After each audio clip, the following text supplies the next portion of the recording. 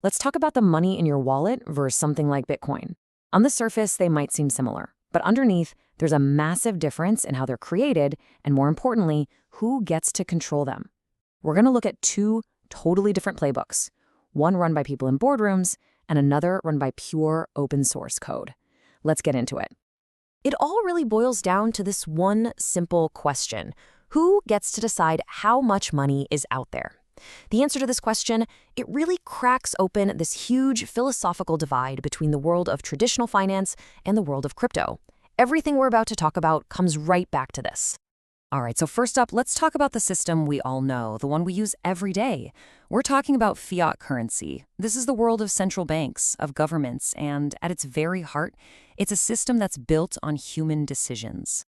So what even is fiat currency? Well, think of the dollar or the euro. It's money that a government says has value. But, and this is the key part, it isn't backed by something physical, like gold. Its value really comes from our collective trust in that government. And, crucially, its supply is controlled by a central authority. And just who is that authority?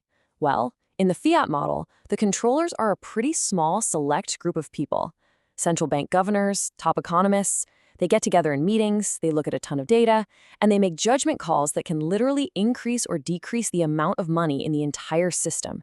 It's a very human-driven process. So how do they actually do it? What's in their toolkit? Well, they've got some seriously powerful levers they can pull. They can buy or sell government bonds to inject or remove cash from the economy. They can change interest rates, which makes it either cheaper or more expensive for you and me to get a loan. And they can tell banks how much money they have to keep on hand. These are the main tools they use to steer the whole ship. And this brings us to the core challenge here. Because a small group of people can just decide to create more money, the value, the purchasing power of the money you've already saved, is subject to their choices. Political pressures or economic goals can lead to them printing more, and that always comes with the risk of devaluing your savings. Okay, so that's one side of the story. Now, let's completely flip the script and look at a radically different way of doing things. This is the world of decentralized crypto, where the rules aren't made in a meeting room, they're literally written into the code itself. And the difference is just night and day. In the crypto model, there's no small group of governors.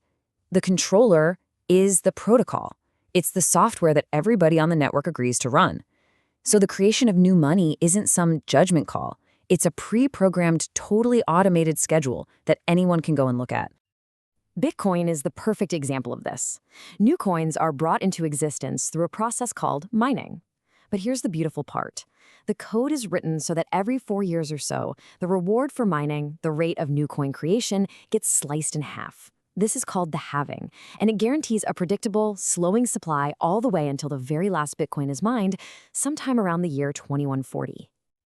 You can already see the huge contrast, right? The fiat system is designed to be elastic. Its supply can stretch and grow based on what a few people decide is best. But a protocol like Bitcoin was built from the ground up to be the total opposite. It was designed to have a finite, unchangeable limit. And that limit is 21 million. That's it. That's the number. No more can ever be created. This whole idea of provable digital scarcity is a direct answer to the infinite nature of traditional money. It's pretty much the defining feature of the whole system. Okay, but you're probably thinking, wait a minute, couldn't someone just go in and change the code? And that is a fantastic question. The answer really gets to the heart of what makes this whole system so surprisingly strong. It's basically locked down by 3 pillars of trust. First, the idea that code is law. That 21 million cap isn't a suggestion, it's a fundamental rule of the game. Second, you need consensus. To change that rule, you would need to convince a massive majority of the thousands of computers all over the world to agree, which is next to impossible, because why would they vote to devalue their own money? And third, it's all completely transparent. Anyone can verify the supply schedule anytime. So when you strip away all the tech jargon, when you boil it all down, you're left with a really fundamental question. It's all about trust. This is the core choice we're looking at.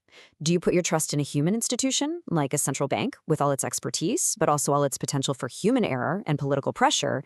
Or do you put your trust in a mathematical system governed by code that you can check for yourself and that's enforced by a global network? As one of our sources puts it, this is really the whole ball game. This predictable, non-political supply.